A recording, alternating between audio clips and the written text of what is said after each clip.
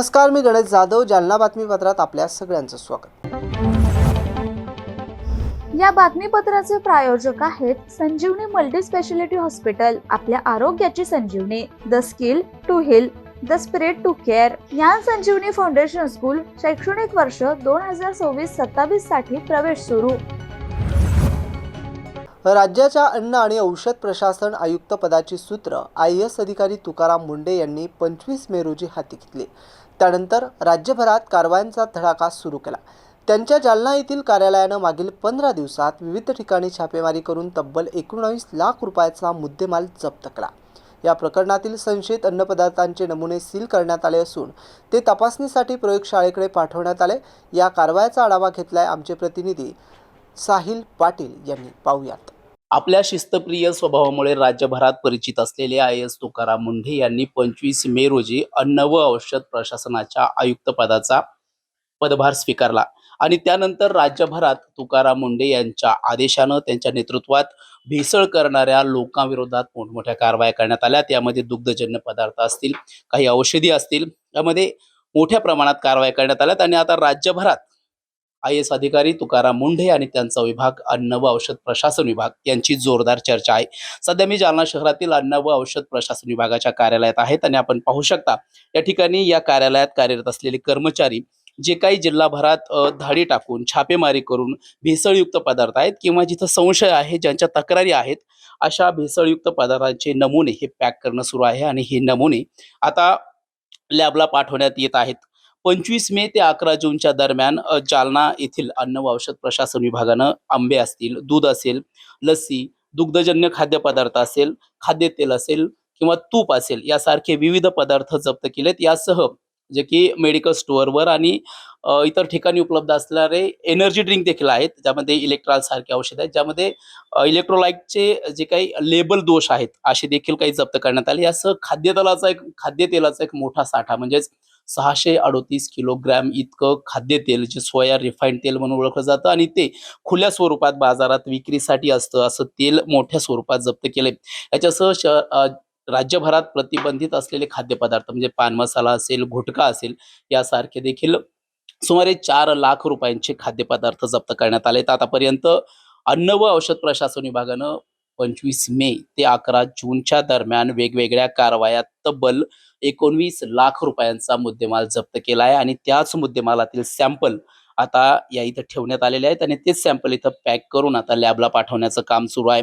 जालना येथील सहाय्यक आयुक्त निखिल कुलकर्णी, FSO अश्विनी तांबे, FSO अनुजा नगरारे यांच्या टीमनं ही कारवाई केली आहे आणि गेल्या म्हणजे 10-15 दिवसातच एवढी मोठी कारवाई झाली आहे आणि आता हे सॅम्पल वरिष्ठ लॅबकडे पाठवण्यात येत आहे. त्यांचे रिपोर्ट आल्यानंतर परत या प्रकरणात काय कारवाई होईल याकडे आता सर्वांचं लक्ष लागून आहे. कॅमेरामन सुनील खरातसह साहिल पाटील, MC न्यूज, जालना. जालना शहरात एक धक्कादायक घटनेनं खळबळ उडाली. शहरातील एका खाजगी शाळेतील शिक्षकानं 14 वर्षीय विद्यार्थिनीवर अत्याचार केल्याची गंभीर घटना समोर आली. सोशल मीडियाच्या माध्यमातून विद्यार्थिनीच्या संपर्कात येत आरोपीनं दबाव टाकून खाजगी फोटो मिळवले आणि ते व्हायरल करण्याची धमकी देत विद्यार्थिनीवर अत्याचार केल्याचा आरोप करण्यात आला. या प्रकरणी कदीम जालना पोलीस ठाण्यात गुन्हा दाखल करण्यात आला असून आरोपी शिक्षकाला पोलिसांनी अटक केली आहे. जालना शहरातील एका खासगी शाळेतील शिक्षकानं 14 वर्षीय विद्यार्थिनीवर अत्याचार केल्याची गंभीर बाब समोर आली आहे. तक्रारीनुसार आरोपी शिक्षक विकी शिंदे हा मागील जवळपास 1 वर्षापासून सोशल मीडियाच्या माध्यमातून संबंधित विद्यार्थिनीच्या संपर्कात होता. या दरम्यान आरोपीनं विद्यार्थिनीवर दबाव टाकत तिचे खासगी फोटो मिळवले असल्याचा आरोप करण्यात आला. त्यानंतर संबंधित फोटो व्हायरल करण्याची धमकी देत आरोपीने विद्यार्थिनीवर अत्याचार केल्याचं तक्रारीत नमूद करण्यात आलंय.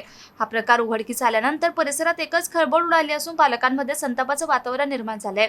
दरम्यान पीडित विद्यार्थिनीच्या तक्रारीवरून जालन्यातील कदीम जालना पोलीस ठाण्यात आरोपी शिक्षकाविरुद्ध गुन्हा दाखल करण्यात आलाय. पोलिसांनी तात्काळ कारवाई करत संशयित आरोपी विकी शिंदे याला अटक केली असून या प्रकरणाचा पुढील तपास कदीम जालना पोलिसांकडून केला जातोय. जालन्यात जिल्हा नियोजन समितीच्या निधी वाटपावरून शिवसेनेनं नाराजी व्यक्त केली आहे. निधी वाटपात शिवसैनिकांवर अन्याय झाल्याची खंत राज्याचे मंत्री तथा शिवसेनेचे संपर्कमंत्री आशिष जयस्वाल यांनी व्यक्त केली आहे. जालना येथे मंत्री आशिष जयस्वाल यांच्या अध्यक्षतेखाली शिवसेनेची संवाद बैठक घेण्यात आली. दरम्यान निधी वाटपाच्या अन्यायात संदर्भात त्यांनी जिल्ह्याच्या पालकमंत्री पंकजा मुंडे यांना पत्र लिहिलं असून आचारसंहिता संपल्यानंतर त्यांच्यासोबत बैठक घेणार असल्याचं त्यांनी देखील स्पष्ट केलं आहे। जिल्हा नियोजन समितीने ठरवून दिलेल्या सूत्रानुसारच निधी वाटप झाले पाहिजे अशी मागणी देखील त्यांनी केली आहे। तसेच आपल्या पक्षात आणि इतर पक्षांमध्ये खूप मोठा फरक असल्याचंही मंत्री आशिष जयस्वाल यांनी म्हटलं आहे। पाहूयात। सर्वात मोठी तक्रार प्राप्त झाली की जिल्ह्याच्या निधी वाटपामध्ये आपल्याला होत असलेला असमतोल, जिल्ह्याच्या कमिटीमध्ये शिवसैनिकांवर होत असलेला अन्याय। मी कालच आपल्या जिल्ह्याचे पालकमंत्र्यांना पत्र लिहिलेलं आहे। आचारसंहिता संपल्याबरोबर त्यांच्यासोबत बैठक करू। राज्याची एक समन्वय समिती बैठक झालेली आहे। माझी तुम्हाला एक विनंती आहे, आपल्यात आणि इतर पक्षात एक खूप मोठा फरक आणि प्रॉब्लेम आहे आपल्यात। सर्वात पहिले आपला एक दोष लक्षात घ्या। आपला दोष काय? आपला सर्वात मोठा दोष आहे की आपण मैदानामध्ये लढायचं असेल तर 1 मिनिटात सर्वात असं करून समोर कुदून जातो। फक्त कागदामध्ये काय करायचं असलं तर पण मागे पडतो। त्या कागदाच्या कामामध्ये दुसऱ्या पार्टी आपल्या समोर आहे। माझी एक विनंती राहणार आहे की जिल्हा नियोजन समितीच्या प्रत्येक हेडमध्ये जो निधी वाटप झालेला आहे तो महाराष्ट्र सरकारच्या महायुतीच्या समन्वय समितीमध्ये जो सूत्र धरलेला आहे त्या सूत्रानुसार कमिटीमध्ये जे आपलं स्थान आहे, त्या सूत्रानुसार जो आपल्या जिल्ह्याच्या निधीमध्ये आपला जो स्थान आहे तो बॅकलॉग भरल्याशिवाय स्वस्थ बसायचं ना, लक्षात ठेवा। पहिले पत्र द्या। 2024 ला सरकार निवडून आली। 2024 पासून आजतागायत जितका निधी वाटप झालं त्याची यादी काढा। त्या निधी वाटपामध्ये कशा पद्धतीचा आपला अन्याय झालेला आहे त्याचा तंतोतंत आकडेवारी या ठिकाणी तयार करा।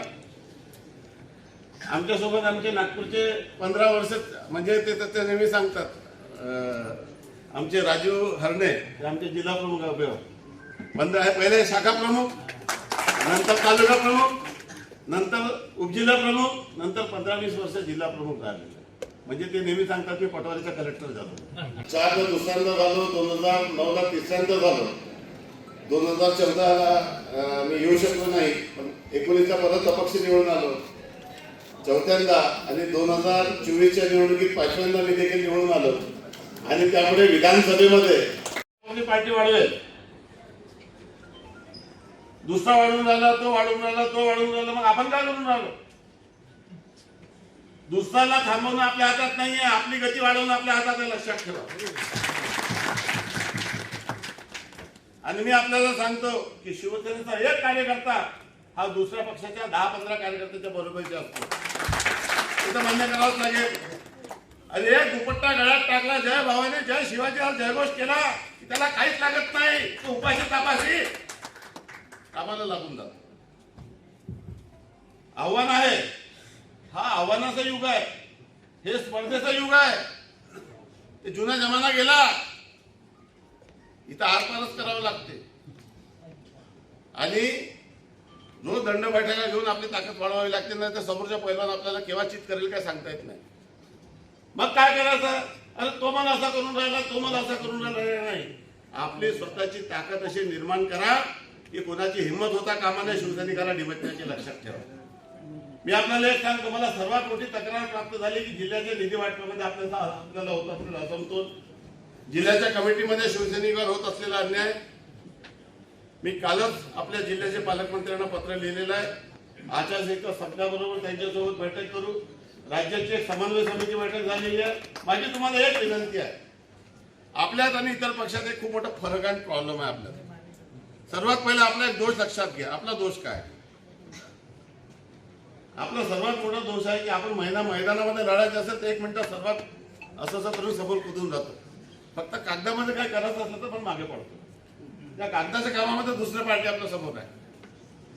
माझी एक विनंती राहणार आहे की जिल्हा नियोजन समितीच्या प्रत्येक हेडमध्ये जो निधी वाटप झालेला आहे तो महाराष्ट्र सरकारच्या महायुतीच्या समन्वय समितीमध्ये जो सूत्र धरलेला आहे त्या सूत्रानुसार कमिटीमध्ये जे आपलं स्थान आहे, त्या सूत्रानुसार जो आपल्या जिल्ह्याच्या निधीमध्ये आपला जो स्थान आहे तो बॅकलॉग भरल्याशिवाय स्वस्थ बसायचं ना, लक्षात ठेवा।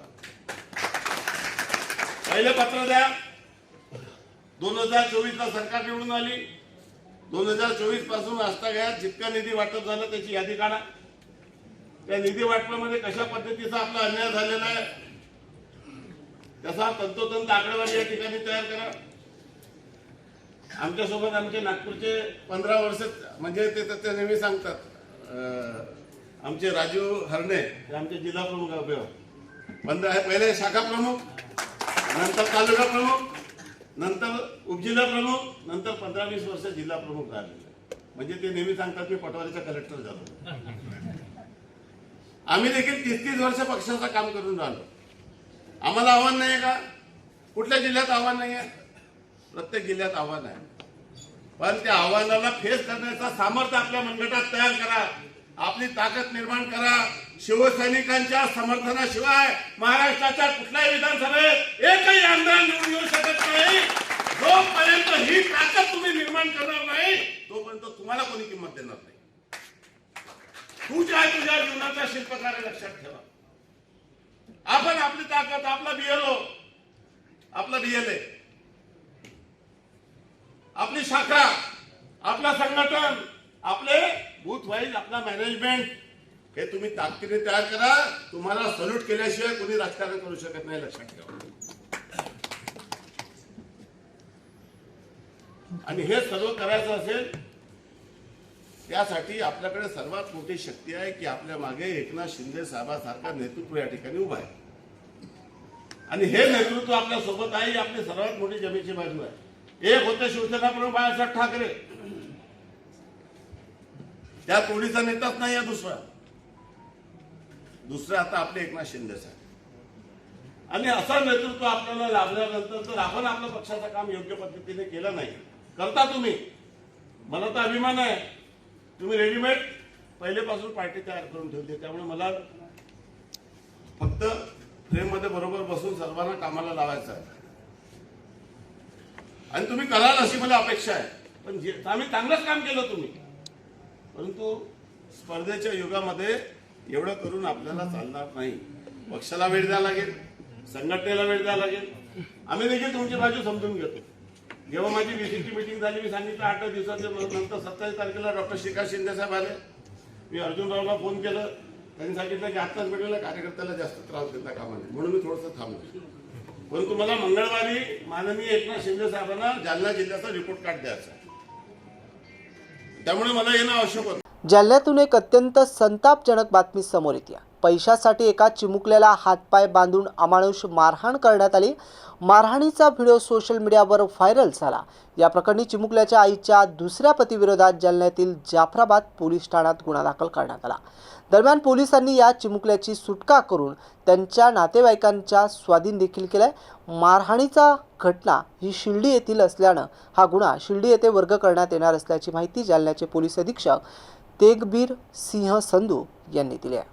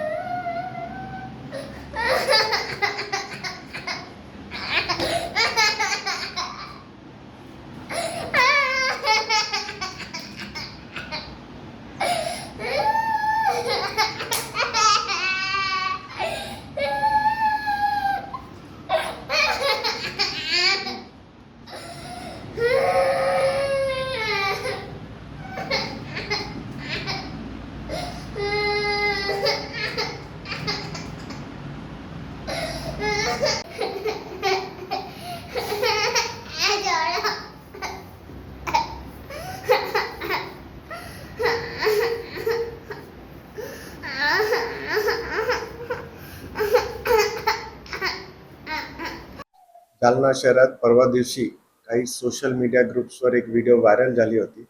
त्या व्हिडिओमध्ये एक लहान मुलगा आणि ब्रूस्ड आणि रडत होता. त्याची सोबत एक माणूस पण होता जे त्याला मारहाण करत होता. आणि या व्हिडिओमध्ये कुठलाही आम्हाला असा स्टार्टिंगमध्ये डिटेल्स नव्हता. फक्त एक कमेंट होता की हे जाफराबादचा मुलगा आहे. त्याच्यामध्ये जाफराबाद जे प्रभारी आहेत, SDPO आहेत आणि पूर्ण जालना पोलिसने याच्यामध्ये पूर्ण बाब निष्पन्न करून हे मुलगाच्या सुखरूप सुटका केला आहे आणि त्याच्यामध्ये त्यांची आई आणि त्याचे जे स्टेप फादर आहेत त्यांना कस्टडीमध्ये घेतलं आहे. या मुलग्याला आम्ही CWC ला प्रोड्यूस करणार आहे आणि त्यांचे नातेवाईक जे हातात त्याला हस्तगत करणार आहोत. या गुन्ह्यामध्ये आम्ही पॉस्को आणि एक्स्टॉर्शनचे कलमाखाली ऑफेन्स दाखल केलेला आहे आणि 0 FIRच्या प्रकल्पामध्ये शिर्डी PS ला वर्क केला आहे. प्राथमिक कशामुळे ती मारहाण होत होती प्राथमिक अंदाज? आता इन्व्हेस्टिगेशन इनिशियल स्टेजेसमध्ये आहेत. प्राथमिक आपल्याला असं माहिती पडतोय की काही पैशाची डिमांड होती आणि त्या पैशाचे जर नाही भेटले तर अजून मारहाण करणार होता हे माणूस. हे प्राथमिक बाब निष्पन्न झालेली आहे. म्हणजे त्या पतीचा दुसरा त्या महिलेचा दुसरा पती करून मारून? हो, येस, स्टेप फादर कडून. शिवसेना मुख्य नेते तथा राज्याचे उपमुख्यमंत्री एकनाथ शिंदे यांनी जालना जिल्ह्याच्या संपर्क मंत्रिपदाची जबाबदारी सोपवल्यानंतर राज्याचे राज्यमंत्री आशिष जयस्वाल यांनी प्रथमच जालना जिल्ह्यात पक्ष संघटनेच्या दृष्टीने महत्त्वपूर्ण आढावा बैठक घेतली. यावेळी बदनापूरचे आमदार अर्जुनजी खोतकर, घनसावंगीचे आमदार हिकमतजी उढाण, पक्षाचे पदाधिकारी, बूथ स्तरीय कार्यकर्ते तसेच संबंधित जबाबदार प्रतिनिधी उपस्थित होते.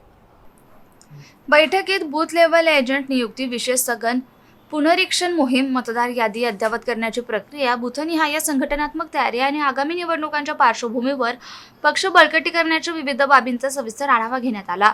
यावेळी आशिष जयस्वाल यांनी प्रत्येक विधानसभा मतदारसंघातील PLA नियुक्ती आणि SIR मोहिमेच्या प्रगतीची माहिती घेत संबंधित पदाधिकाऱ्यांना आवश्यक सूचना दिल्या. शिवसेना संघटना गाव, बूथ आणि पानापर्यंत अधिक मजबूत करण्यासाठी नियोजनबद्ध पद्धतीने काम करण्याचं आवाहन त्यांनी केलं. बैठकीनंतर प्रसारमाध्यमांशी संवाद साधताना जयस्वाल म्हणाले की शिवसेना मुख्य नेते एकनाथ शिंदे यांनी माझ्यावर जालना जिल्ह्याचे संपर्क मंत्रिपदाची जी महत्त्वपूर्ण जबाबदारी सोपवली आहे त्या विश्वासास पात्र ठरण्यासाठी मी पूर्णपणे कटिबद्ध आहे. संघटनात्मक बळकटी, कार्यकर्त्यांचा सन्मान आणि प्रत्येक बूथपर्यंत पक्षाची ताकद पोहोचवणे हेच माझं प्रमुख उद्दिष्ट राहील. जालना जिल्ह्यात शिवसेनेची संघटनात्मक ताकद आणि वृद्धिगत करण्यासाठी सातत्यानं दौरे, बैठक आणि कार्यकर्त्यांशी संवाद साधला जाणार असल्याचंही त्यांनी स्पष्ट केलं. राज्य नेतृत्वाच्या मार्गदर्शनाखाली जालना जिल्ह्यात पक्ष संघटना आणखी सक्षम, सशक्त आणि विजयाभिमुख करण्याचा निर्धार यावेळी व्यक्त करण्यात आला. बूथ मजबूत तर शिवसेना मजबूत, शिवसेना मजबूत तर जनतेचा विश्वास अधिक दृढ या संदेशासह पक्ष संघटन अधिक प्रभावी करण्यासाठी व्यापक कृती आराखडा राबवण्यात येणार असल्याचंही जयस्वाल यांनी सांगितलं. जालना शहर महापालिकेच्या महापौर वंदना मगरे यांनी चंदनझिरा येथील सुंदरनगर परिसराची पाहणी करून नागरिकांच्या विविध समस्या जाणून घेतल्या. गेल्या 30 ते 35 वर्षापासून वसलेल्या सुंदरनगर या वस्तीत अद्यापही पक्के रस्ते, नाल्याची सुविधा नसल्यानं नागरिकांना मोठ्या अडचणीचा सामना करावा लागतोय. महापौर यांच्या पाहणी दरम्यान नागरिकांनी परिसरातील रस्त्यावरून वाहणारे सांडपाणी आणि ठिकठिकाणी साचलेला कचरा आणि पावसाळ्यात घरामध्ये शिरणारे घाण पाणी याबाबत तीव्र नाराजी व्यक्त केली. अनेक वर्षापासून प्रलंबित असलेल्या मूलभूत सुविधांच्या प्रश्नाकडे महापौरांचं लक्ष वेधण्यात आलं. यावेळी माध्यमांशी बोलताना महापौर वंदना मगरे यांनी सांगितलं की सुंदरनगर परिसरात रस्ते, नाल्या आणि स्वच्छतेसंदर्भात समस्या त्यांच्या निदर्शनास आल्या असून आचारसंहिता संपल्यानंतर या प्रश्नावर सकारात्मक विचार करून आवश्यक उपाययोजना करण्यात येतील. महापालिकेतील अपुऱ्या मनुष्यबळाचा मुद्दाही नागरिकांनी उपस्थित केला. त्यावर लवकरच आवश्यक ते मनुष्यबळ उपलब्ध करून देण्याचा प्रयत्न केला जाईल असं आश्वासन महापौरांनी दिलं आहे. या पाहणीवेळी नगरसेवक अनिल तिरुके, नगरसेवक सुनील बोर्डे, सामाजिक कार्यकर्ते माजेद पठाण, दिनेश दैने, स्वच्छता निरीक्षक तुषार लोखंडे यांच्यासह परिसरातील नागरिक मोठ्या संख्येने उपस्थित होते. आज सुंदरनगर येथे मी स्वतः पावसाळ्यापूर्वीची नाले सफाई होती नाही होते ती बघण्यासाठी आले असताना भरपूर अशा समस्या जाणवल्या की जास्तीत जास्त या भागामध्ये रस्ते नाहीत, रोड नाही. रोड जे आहेत जे फक्त मेन रोड झालेले आहेत, आतील कुठेही रोड झालेले नाही, नाल्या नाहीत. अशा नागरिकांच्या अनेक समस्या आहेत की जे मी जवळून बघितल्यात. आचारसंहिता झाल्याच्या नंतर हे जे काम आहेत यामध्ये मी नक्की लक्ष घालून सर्व जे नगरसेवक असतील, संबंधित अधिकारी असतील, ज्या ठिकाणी नाली सफाई होत नाही ते कर्मचारी येऊन मी स्वतः बघितले. कारण की या समस्येमुळे नागरिकांना खूप त्रास आहे, तो स्वतः मी बघितला. याच्यावर मी नक्कीच काम करणार. महानगरपालिकेचे कर्मचाऱ्यांचं सुद्धा अपुरं मनुष्यबळ आहे असंही लक्षात येतं. त्यावर आता अपुरं जे मनुष्यबळ आहे यावरही मी विचार करून इथं नक्कीच मनुष्यबळ पुरवेल.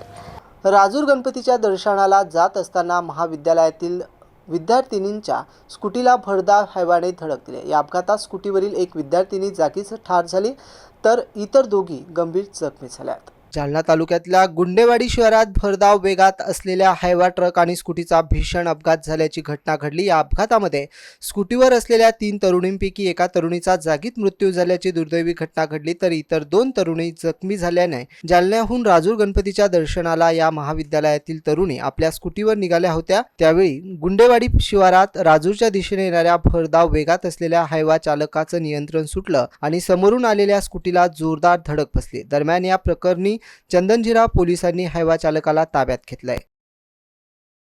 पेशंट आलाय जागीच ठार झाले महाविद्यालयीन विद्यार्थी. हो, आज जिल्हा रुग्णालय जालना येथे अपघात विभागामध्ये वैष्णवी जगन्नाथ खांडेबराड नावाची 22 वर्षीय युवती अपघातात जखमी झाल्याचे सांगून आणले होते, परंतु आमच्या डॉक्टरांनी त्यांना तपासले असता त्यांना मृत घोषित केले गेले आणि त्याची पोलिसांना रितसर माहिती देऊन शवविच्छेदनासाठी पाठवण्यात आले आहे. जालना जिल्ह्यातील भोकरदन तालुक्यातील राजूर येथे टाईल्स दुकान फोडून चोरी करणाऱ्या 2 सराईत चोरट्यांना हसनाबाद पोलिसांनी अटक केली आहे. विशेष म्हणजे चोरी केल्यानंतर पुन्हा दुसऱ्या ठिकाणी चोरी करण्याच्या तयारीत असतानाच पोलिसांनी त्यांना रंगेहात पकडले. या कारवाईत चोरीचा मुद्देमाल, पिकअप वाहन तसंच चोरीसाठी वापरण्यात येणारे साधने देखील जप्त करण्यात आले आहे.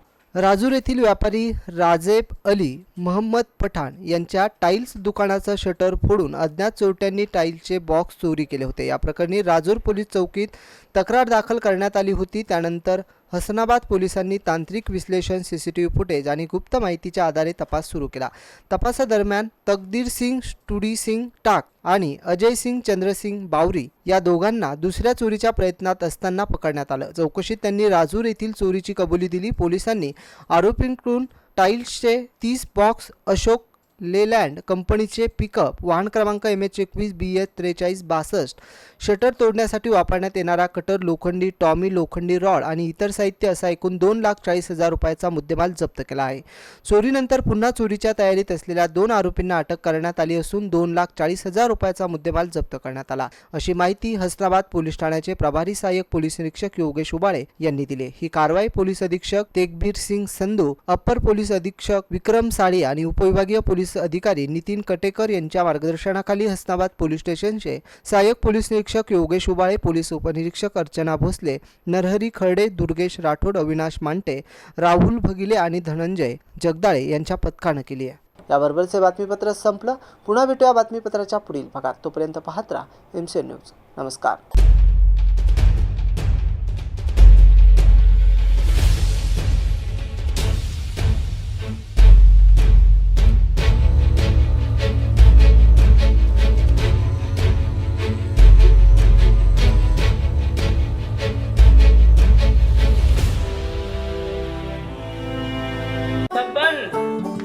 आपको कलेक्टर साहिबा के हाथों से इनामी घर मिल रहा है.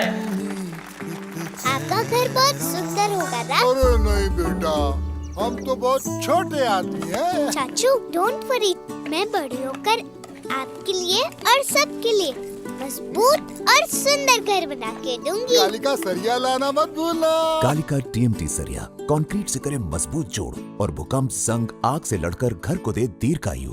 कालिका सरिया मैं भूली नहीं. बेटिया कलेक्टर. कालिका TMT, फैसला जो मजबूत हो.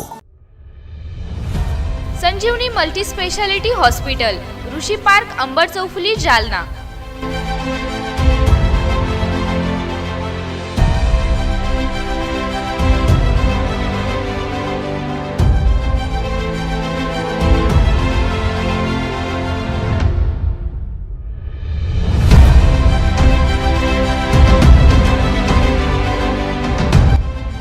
महात्मा ज्योतिबा फुले जन आरोग्य योजना आणि प्रधानमंत्री जन आरोग्य आयुष्मान भारत योजना उपलब्ध. मेडिसिन विभाग, बालरोग विभाग, स्त्रीरोग विभाग, अस्थिरोग विभाग, सर्जरी विभाग, नाक कान घसा विभाग आणि पॅथॉलॉजी विभागात काम करणारी तज्ज्ञ डॉक्टरांची टीम. उपलब्ध सुविधा ICU, NICU. जालना शहरातील अद्ययावत ultima of 100 with stent boost cath lab. Modular operation theatre, dialysis विभाग, cardiac care unit CCU, angiography सुविधा, एंजिओप्लास्टी सुविधा, 24 तास अत्यावश्यक सेवा आणि कार्डियाक ॲम्ब्युलन्स उपलब्ध. महाराष्ट्र पोलीस कुटुंब आरोग्य योजनेसह सर्व आरोग्य विमा कंपन्यांचे कॅशलेस उपचार. संजीवनी मल्टी स्पेशालिटी हॉस्पिटल, आपल्या आरोग्याची संजीवनी.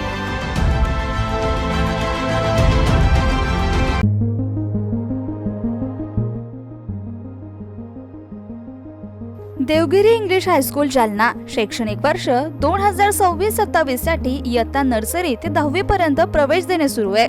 आमची वैशिष्ट्ये: सर्व सुविधांनी युक्त नवीन इमारत, विद्यार्थ्यांसाठी बस सुविधा, उच्च शिक्षित कुशल शिक्षक वर्ग, मर्यादित प्रवेश, वेळोवेळी शैक्षणिक सहलींचं आयोजन.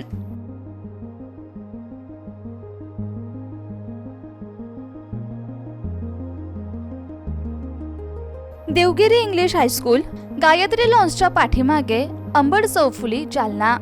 संपर्क क्रमांक 9371261777 आणि 9623756132. आजच तुमचा प्रवेश निश्चित करा.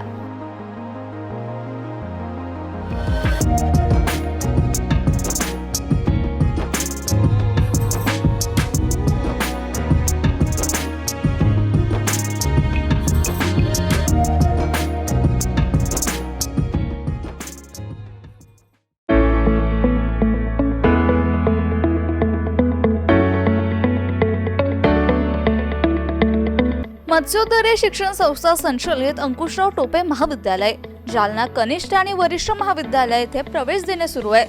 महाविद्यालयास बँगलोर येथील नॉर्थ मार्फत पूर्ण मूल्यांकनात 3ऱ्या सायकलमध्ये अ दर्जा प्राप्त करणारे जालना जिल्ह्यातील प्रथम महाविद्यालय.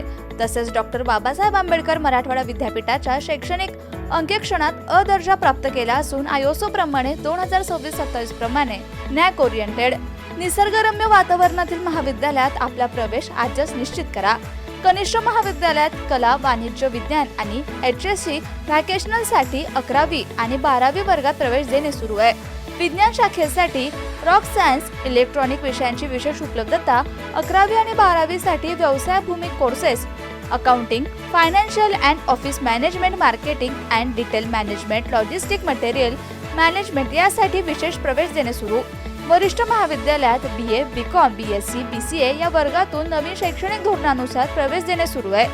BA या प्रथम वर्ष प्रवेशासाठी उपलब्ध विभाग. MA यासाठी उपलब्ध विषय आहे मराठी, हिंदी, इंग्रजी, भूगोल, मानसशास्त्र, इतिहास, समाजशास्त्र, राज्यशास्त्र, लोकप्रशासन आणि अर्थशास्त्र. MCom, MSc संगणकशास्त्रामध्ये प्रवेश देणे सुरू आहे. PhD साठी उपलब्ध संशोधन केंद्र, संशोधन विषय इंग्रजी, भूगोल, मानसशास्त्र, इतिहास, समाजशास्त्र, मराठी, हिंदी, वाणिज्य, लोकप्रशासन, अर्थशास्त्र. विद्यार्थ्यांच्या व्यक्तिमत्व विकासासाठी महाविद्यालयातर्फे विशेष प्रयत्न. क्रीडापटूंसाठी विशेष क्रीडा सुविधा, संगणकीकृत ग्रंथालय, मुलींसाठी स्वतंत्र वसतिगृह, विविध स्पर्धा परीक्षांची तयारी. क्रीडा विभागाद्वारे मिलिटरी आणि पोलीस प्रशिक्षण, नीट, JEE, CET परीक्षेची तयारी, सुसज्ज सांस्कृतिक विभाग, विविध शैक्षणिक उपक्रम आणि नियमित तासिका. आमचा पत्ता मोतीबाग, रेल्वे ओव्हरब्रिज जवळ, जुना जालना.